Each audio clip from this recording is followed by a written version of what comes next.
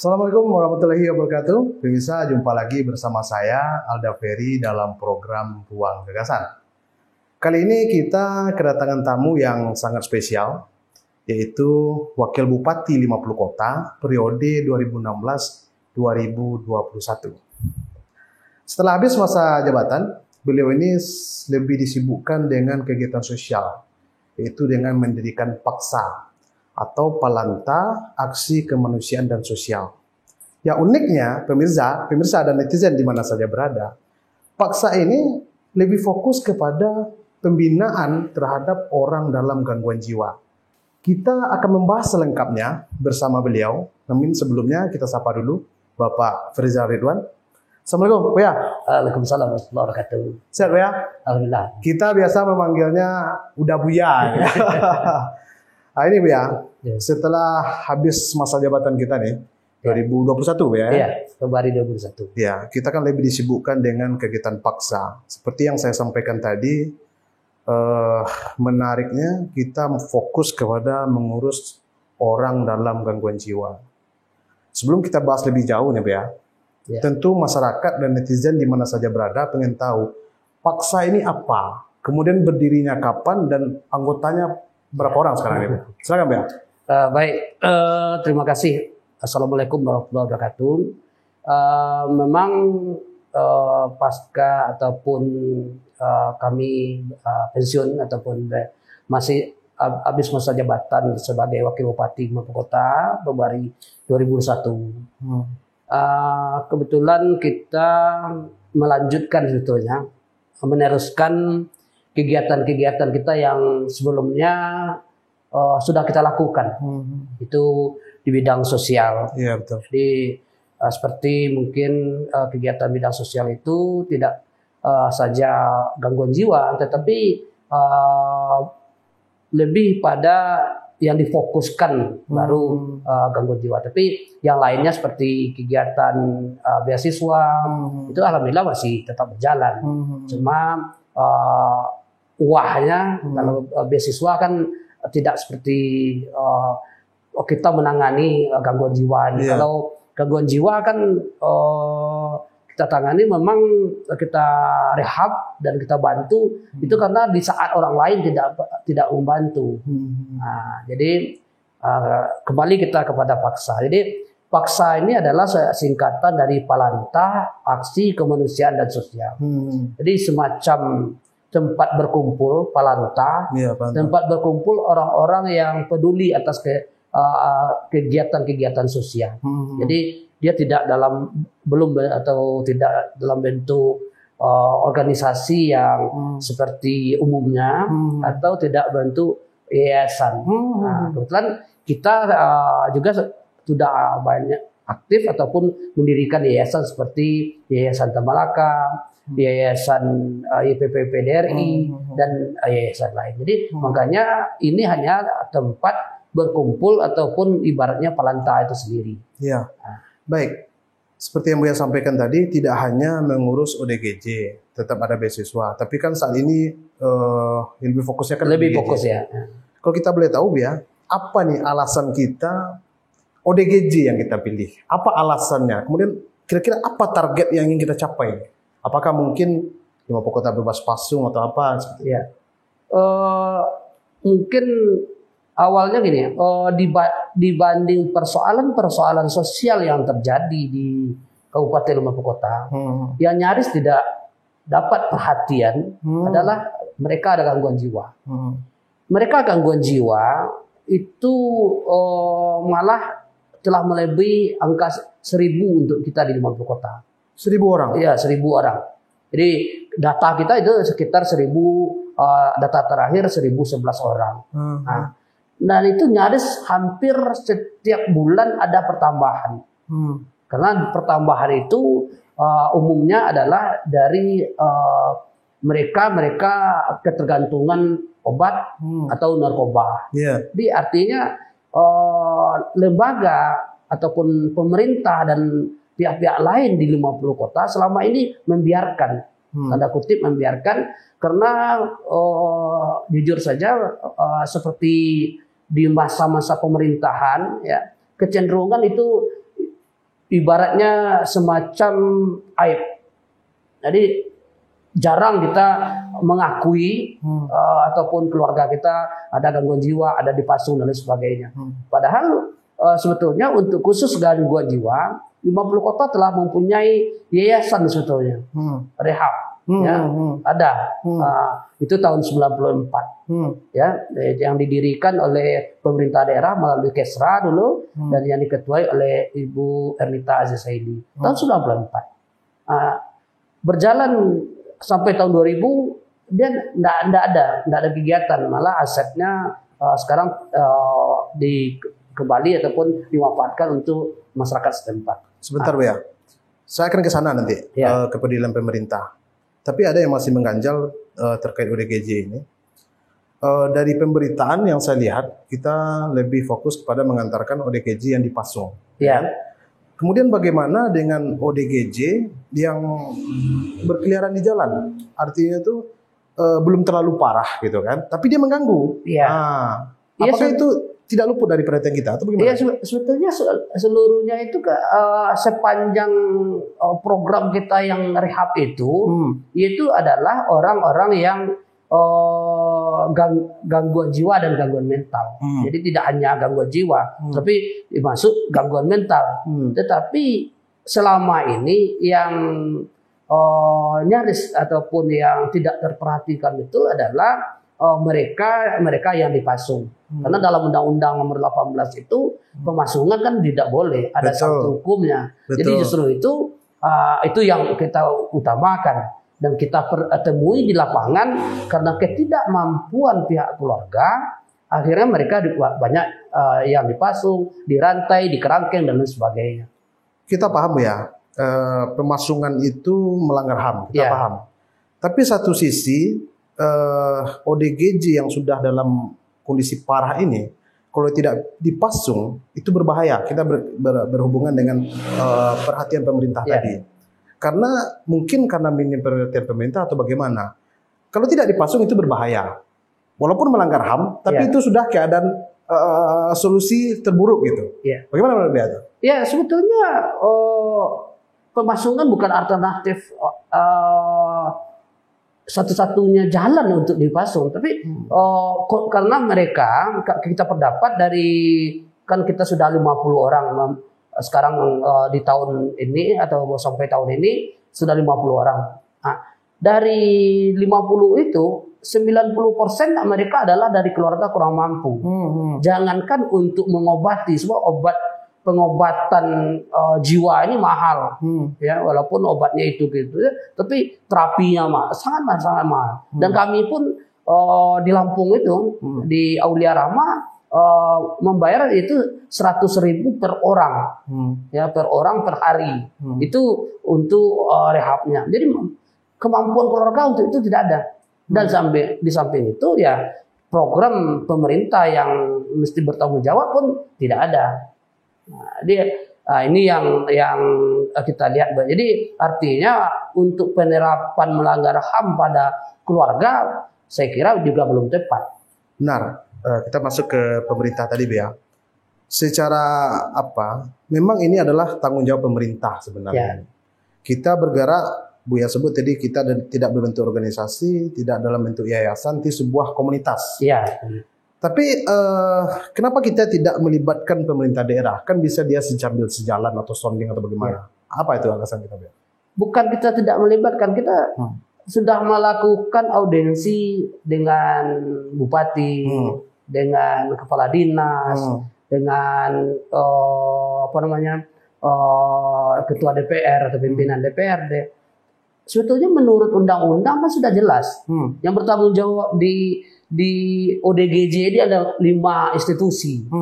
Pertama Departemen Dalam Negeri, dalam hal ini Gubernur, Bupati. Yang kedua Dinas Kesehatan atau Departemen Kesehatan. Yang ketiga itu adalah Dinas Sosial ataupun Departemen Sosial. Yang keempat itu BPJS. Dan yang kelima adalah kepolisian. Undang-undang jelaskan itu. Nah, sebetulnya tidak harus bekerja sama. Tapi kemungkinan objek yang gangguan jiwa ini kita cenderung mengabaikan untuk Jadi pengurusan. menurut Bea pemerintah daerah belum terlalu hadir untuk ini, makanya kita hadir seperti itu. Ya, paling tidak bukan bagi kita ya, selaku mantan wakil bupati atau wakil kepala daerah di bagi saya secara pribadi ini imbauan jiwa atau panggilan jiwa, dan ini juga suatu hal yang selama ini ibaratnya disuruh-suruhan, dan itu bagi mental tidak siap untuk disuruhan seperti itu. Sebentar, sewaktu kita masih menjabat nih Bea, kita kan pernah jadi wakil bupati ini. Ya. Apakah kita sudah melakukan ini juga? Secara organisasi pun atau secara aksi kami ini sudah menekuni sejak tahun 2007. 2007, Ya. jauh sebelum jabatan. Jauh, 2007 malah 13 orang di MAIK, yang di MAIK bersama kawan-kawan media, kita mengekspos, kita bantu, itu dari 2007. Ya, di MAIK sempat 13 orang waktu itu. Akhirnya ya tentu karena faktor stabilitas dan faktor sosial politik dan kondisi waktu itu, sehingga ya karena ada semacam himbauan dari pusat bahwasanya terhadap daerah-daerah yang bebas pasung diberi penghargaan, reward dan lain sebagainya. Jadi seakan-akan kita mengejar reward itu, sehingga kita dapat kala di 50 kota tahun 2010 kalau kami tidak salah, itu ada rewardnya bahasa 50 kota bebas pasung. Jadi akibat label itu akhirnya kita malu menyatakan masih adanya pasung. Oke. Sekarang kita bicara pembiayaan ya Bu ya. Iya. Karena kita tetap memperhatikan kegiatan paksa ini dari pemberitaan di baik media mainstream, media massa segala macam. Kita ada yang mengantarkan ke Lampung, ada yang bahkan sampai ke Bali. Ya. Kita kira itu biayanya besar itu ya. Bagaimana kita pembiayaan ini bagaimana? Karena Buya tadi mengatakan kita tidak melibatkan pemerintah daerah. Jadi bagaimana itu? Ya? Untuk pembiayaan selama ini memang dari kawan-kawan relawan, termasuk kita, untuk ibaratnya kata orang sawu ayam mandian diri. Jadi kita usahakan sendiri ataupun dengan uang kita sendiri untuk melakukan pembuktian ataupun pelaksanaan eksekusi terhadap rehab mereka. Nah, alhamdulillah. Dan kita memang telah lakukan audiensi dengan pihak-pihak berkompeten yang seharusnya bertanggung jawab, tetapi memang hasilnya mohon maaf agak mengecewakan. Kadang-kadang untuk meminjam mobil saja kita sulit. Akhirnya kita harus sewa bus, dengan kondisi itu kita harus disewa bus. Dan setelah kita audiensi lagi dengan Basnas, ya Basnas kita 50 kota, kemampuan Basnas 50 kota hanya mampu 1 atau 2 orang per bulan. Sementara kita melihat di lapangan mereka itu kita memang masyarakat melaporkan kepada kita sebanyak yang kita eksekusi gitu ya. Akhirnya dalam kondisi itu makanya kemampuan Basnas itu hanya 2, arti untuk 1 orang 2 juta. Nah, sementara kita membiayai mereka itu rata-rata mereka 1 orang itu 15 juta untuk 3 bulan rehab. Ya. Baik. Untuk bicara data ya. Sebentar. Tadi berarti dananya kita dapatkan dari donatur ya, ya. Dari mana saja? Lebih yang sebagian besar itu adalah dari dalam ataupun dari kami sendiri. Paksa? Iya. Dana pribadi? Iya. Ya sampai hari ini karena terakhir ya kan sempat dihentikan sementara sekarang. Ya kami tidak mengirim lagi atau penghentian sementara. Walaupun demikian masyarakat yang sudah mendaftarkan diri atau mendaftarkan keluarganya itu sudah 15 orang lagi. Apa alasan kita berhenti? Nah, kita berhentikan ada beberapa faktor. Pertama faktor di Yayasan Lampung, Yayasan Aulia Rahma.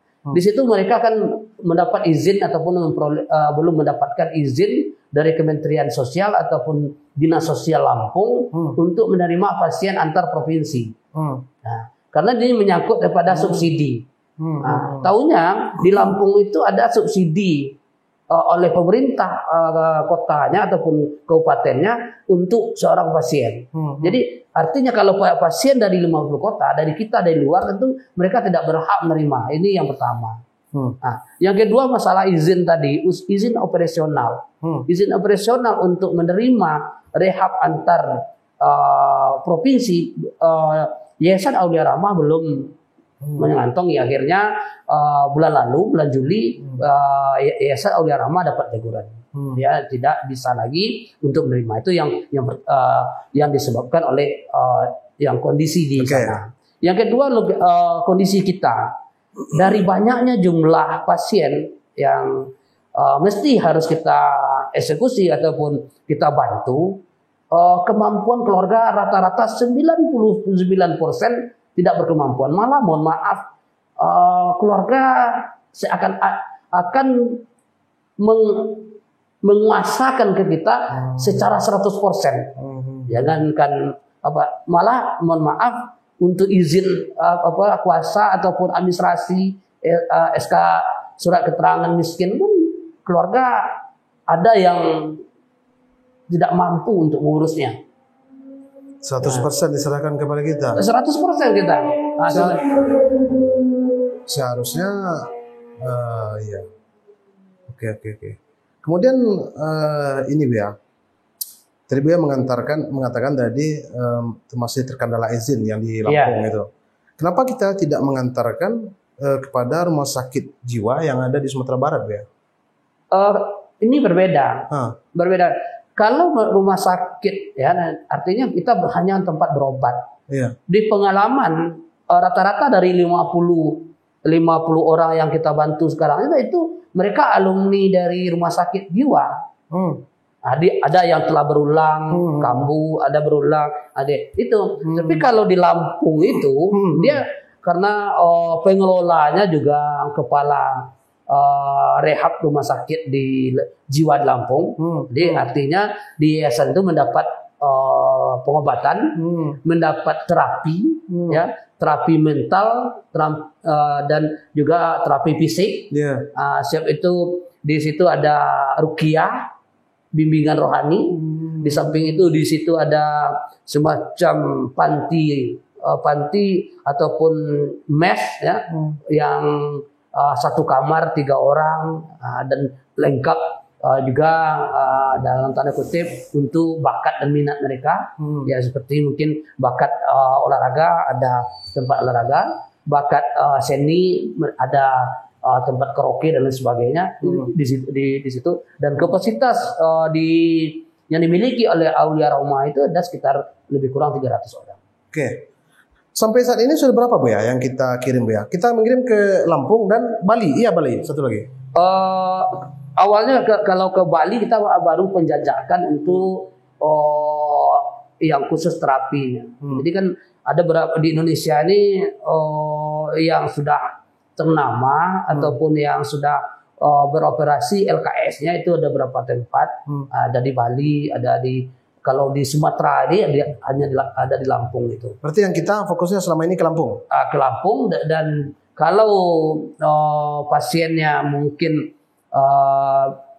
baru ya, misalnya baru mengalami gangguan jiwa atau mental, kita memang tetap membantu ke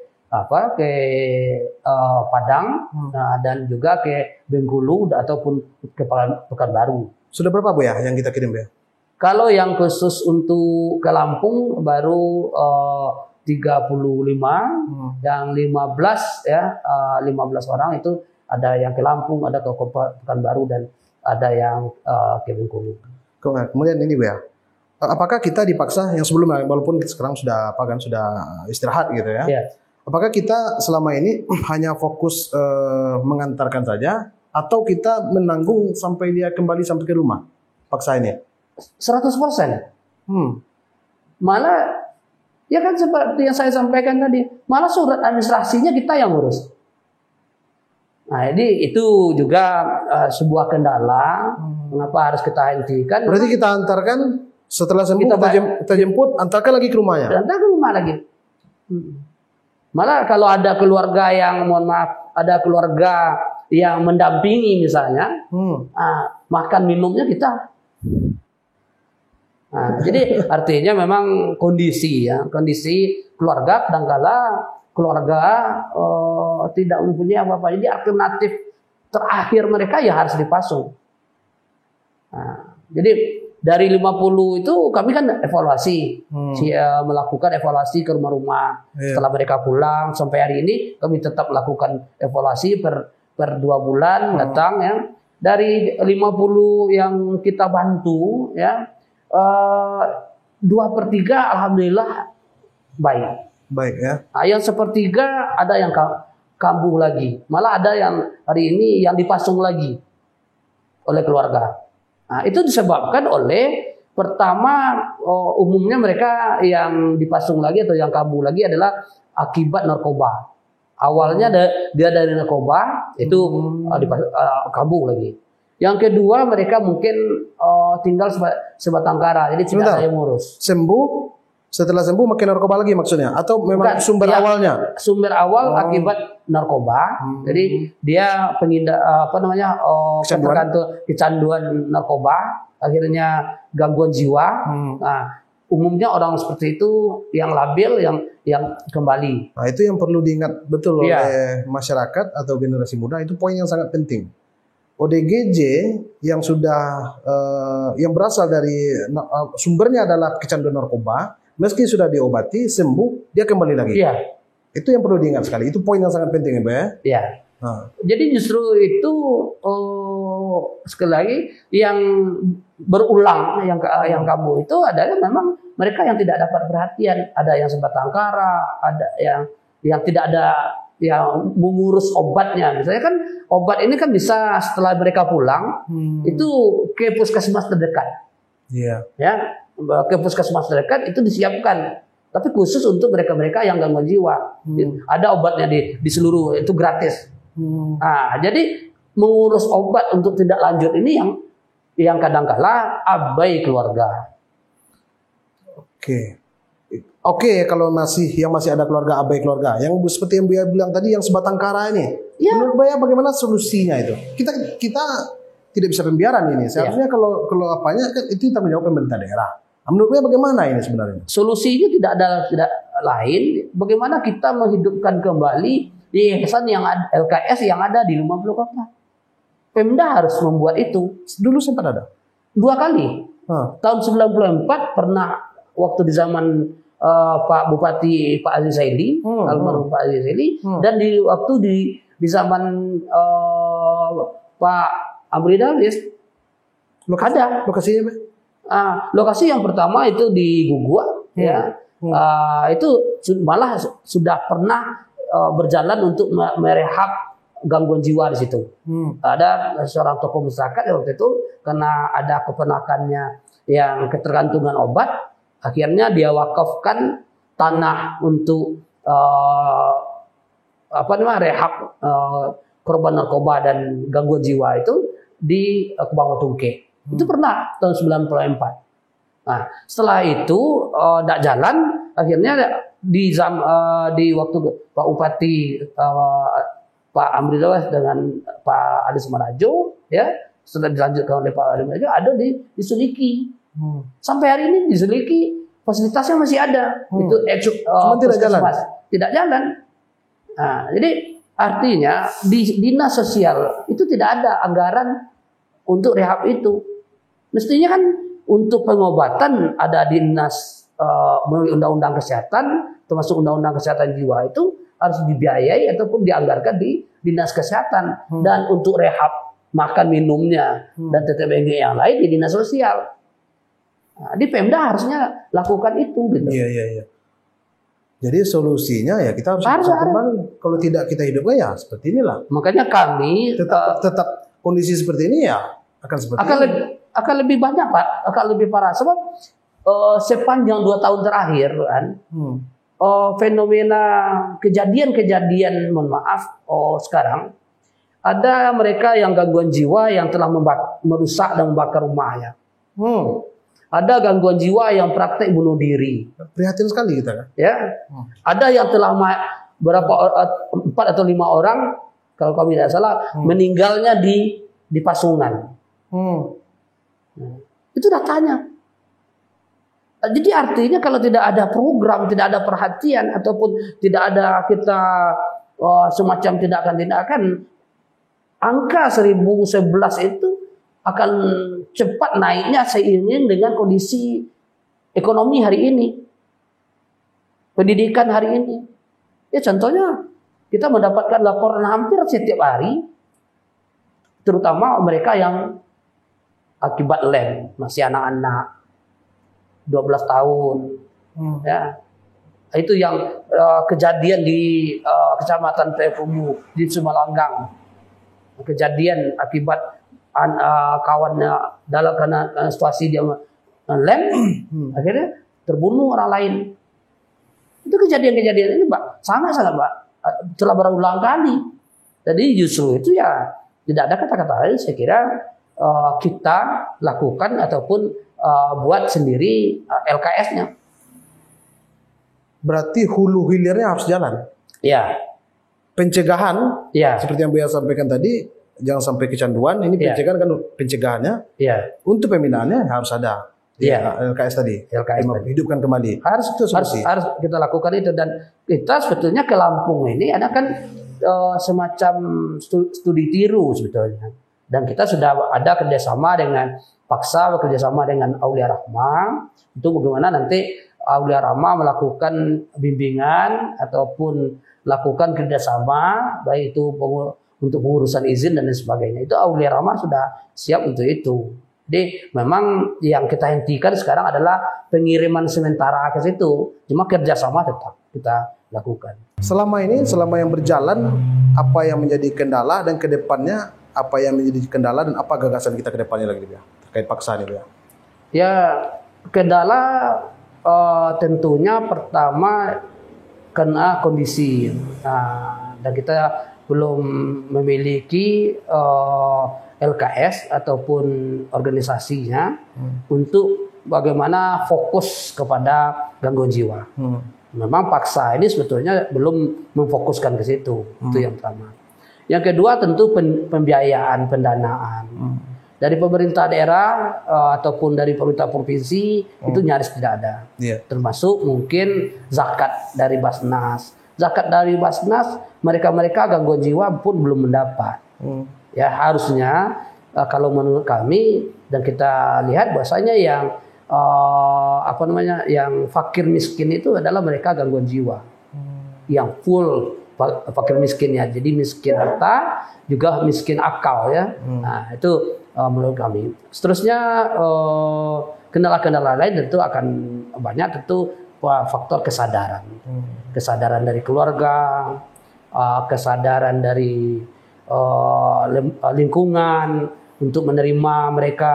Misalnya pulang dari Lampung, mestinya lingkungan tidak lagi mengasingkan mereka, tidak lagi memperlakukan mereka seperti mereka waktu sakit. Itu berpengaruh, Pak, ya? Sangat-sangat mempengaruhi. Sebab faktor psikologi untuk mereka sehat ini ya tergantung dukungan keluarga dan dukungan lingkungan. Berarti harus dibantu lingkungan. Ya, Perlakukan dia seperti biasa. Ya, seperti orang biasa. Jadi tidak perlu terlalu ditakuti, ya, terlalu perlu artinya diasingkan ataupun dibeda-bedakan. Di lingkungan perlu ada dukungan. Nah, kadang-kadang yang membuat mereka kambuh itu memang lingkungan, karena diingatkan ke masa lalunya, ya, ataupun diingatkan kepada hal-hal yang membuat mereka emosi. Nah, pada umumnya orang gangguan jiwa ini kan itu emosinya kepada keluarga. Iya. Nah, ke keluarga keluarga dan ya kan lingkungan kepada mereka yang hadapi. Tapi kalau ke kita, malah kami 14 orang, ya, kami bawa 14 orang dalam satu bus. Dari 14 itu 8 dalam keadaan berantai. Bisa kami makan satu meja dengan mereka. Bisa menyaksikan itu. Tidak ada masalah. Karena kita memang karena niat kita untuk mereka gitu. Jadi ternyata dengan perlakuan-perlakuan itu sudah menjadi obat. Nah, gagasan ke depan ya tidak ada kata-kata lain. Saya kira ini adalah tanggung jawab bersama. Betul. Nah, tanggung jawab bersama. Bagaimana LKS ini bisa didirikan? Kalaupun itu yang di Kubang Tungke, di Gugu ataupun di Sudiki tidak bisa dilanjutkan ataupun tidak mungkin kita lanjutkan, ya paling tidak kita mencari solusi lain. Contohnya pemerintah daerah dengan adanya sekolah-sekolah yang telah kosong, yang digabungkan sebelumnya kan ada yang kosong, ruangan itu bisa dipakai. Nah, dia membutuhkan ada semacam ruang tempat bisa mereka berinteraksi, bermain, dan mereka bisa sekaligus diterapi dan diobati. Nah, dan tentu dijamin makan minumnya seperti halnya panti jompo, panti anak, seperti itu.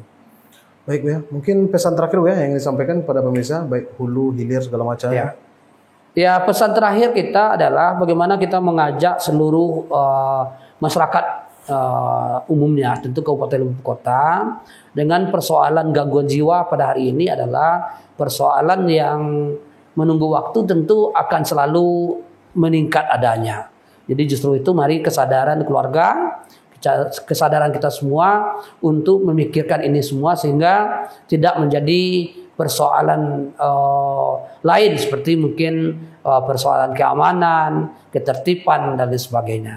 Dan sekali lagi mohon dukungan kepada kita semua. Insya Allah kita akan berjuang untuk mendirikan LKS ataupun yayasan ataupun panti rehabilitasi gangguan jiwa sehingga 1011 orang yang ada di dalam kota ini dapat terlayani. Sebab kami yakin dan percaya bahwasanya apabila kita serahkan sepenuhnya kepada keluarga, ini yang namanya penyakit ini tidak bisa setahun atau 2 tahun. Bisa jadi dia menahun, tetapi tentu bagaimana pelayanan untuk kita di 50 kota. Mohon dukungan kita semua dan mohon dengan kerjasama itu bisa kita wujudkan betul-betul 50 kota bebas pasung.